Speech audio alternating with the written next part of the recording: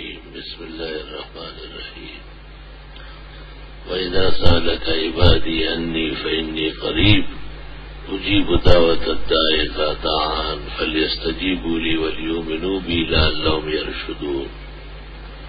وأخرج الترمذي والبخاري ومسلم والنسائي وابن ماجه في صحاحهم وسننهم أن النبي صلى الله عليه وسلم قد قال: إذا هم أحدكم في أمر ولا يدري ماذا يصنع فليصلي ركعتين ثم يدعو بهؤلاء الكلمات: اللهم إني أستخيرك بقدرتك وأستخيرك بعلمك وأستقدرك بقدرتك وأسألك من فضلك العظيم. اللهم إنك تقدر ولا أقدر وأنت تعلم وأنا لا أعلم وأنت علام الغيوب إلى آخر الحديث. اللهم صل وسلم على سيدنا مولانا محمد وعلى آلہ وأصحابہ وبارک وسلم علیہ. ایک خاص وجہ سے یہ دائی پیدا ہوا کہ آج نماز استخارہ بیان کروں اور اس پر تفصیلاً کلام کروں، جس کا ہر مومن محتاج ہے اور جس کی ہر مسلمان کو ضرورت ہے. استخارہ ایک ایسا عمل ہے جس میں مستقبل کے شر سے مومن بچتا ہے اور آنے والی زندگی کے خیر کو آسانی سے پاتا ہے. جناب رسول اللہ صلی اللہ علیہ وسلم نے فرمایا ہے: جو تم میں سے کوئی شخص آئندہ کا معاملہ کرنا چاہتا ہو اور وہ نہ جانتا ہو کہ اس کے لیے خیر ہے یا شر، بس وہ 2 رکعت نماز پڑھ لے اور اس کے بعد یہ دعا مانگے: اللہم انی استخیرک بعلمک واستقدرک بقدرتک واسألک من فضلک العظیم. خدایا میں آپ سے خیر مانگتا ہوں، آپ کا علم وسیع ہے اور آپ سے طاقت لینا چاہتا ہوں. آپ عظیم قدرتوں کے مالک ہیں اور آپ کے بڑے فضل کا طلبگار ہوں. انک تقدر ولا اقدر، آپ قدرت والے ہیں، میں بے بس ہوں. وانت تعلم وانا لا اعلم، آپ سب کچھ جانتے ہیں، میں کچھ بھی نہیں جانتا. وانت علام الغیوب، جو کوئی بھی نہیں جانتا ہے وہ بھی آپ جانتے ہیں.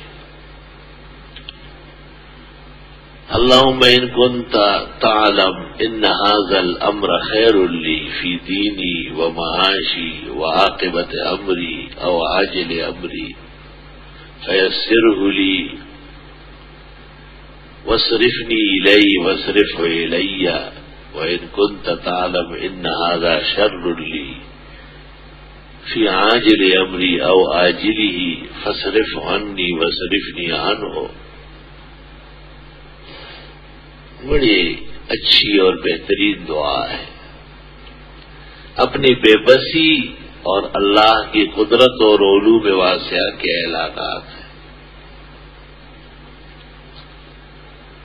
اللہ تعالی کی طرف سے یہ ایک طے شدہ ہے کہ دین اور دنیا کے جس معاملے میں مومن استخارہ کر لے اس معاملے میں کبھی شرمندہ نہیں ہوگا، نادم نہیں ہوگا، نقصان نہیں اٹھائے گا.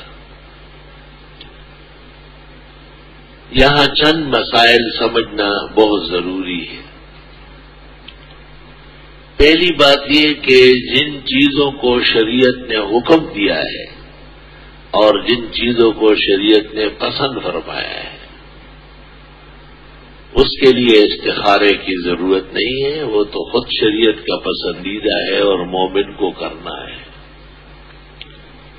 اور جن چیزوں کو شریعت نے حرام کہا ہے یا ناپسند کیا ہے وہ بھی استخارے کے ذریعے جائز نہیں ہو سکتے. وہ تو حرام اور ناپسندیدہ ہے ہی، استخارہ اس میں کوئی معنی نہیں رکھتا۔ استخارے کا تعلق مباح امور میں ہے، ایک مومن کے حیثیت سے جن کا کرنا اور نہ کرنا دونوں اس کے لیے اجازت ہو۔ فلاں شہر میں سفر کرنا چاہتا ہوں، فلاں کاروبار اختیار کرنا چاہتا ہوں، فلاں شخص کو اپنا رازدار اور قریبی دوست بنانا چاہتا ہوں، فلاں گھرانے میں رشتہ کرنا چاہتا ہوں، اس میں اختیارات ہے تو وہاں کرے، یہاں کرے، اس شہر میں کام کاج کرے، کسی اور شہر میں کرے،